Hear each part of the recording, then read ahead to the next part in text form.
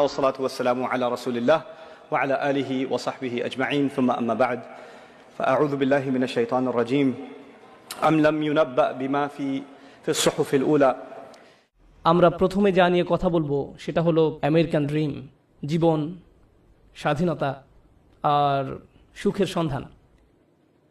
ভালো কথা, আমি শুরু করব সুখের সন্ধান দিয়ে। আমি যেটা বলতে চাচ্ছি তা হলো, এটা যদিও চমৎকার একটা উপমা, আর এই জাতির প্রতিষ্ঠাতাদের মনে অবশ্যই ভালো উদ্দেশ্য ছিল, কিন্তু আমি আসলে খুবই অবাক হয়েছি, কারণ কোরআনে সুখের সন্ধান নিয়ে কিছুই বলা হয়নি। কোরআনে সুখের সন্ধান নিয়ে কিছুই বলা হয়নি। খুবই তাজ্জব ব্যাপার। আমি 15 বছর ধরে এটা বুঝতে চেষ্টা করেছি যে কোরআনে কোথায় এই সুখের সন্ধানের কথা বলা হয়েছে। আল্লাহ এই ব্যাপারে কথা বলেননি, কিছুই বলেননি।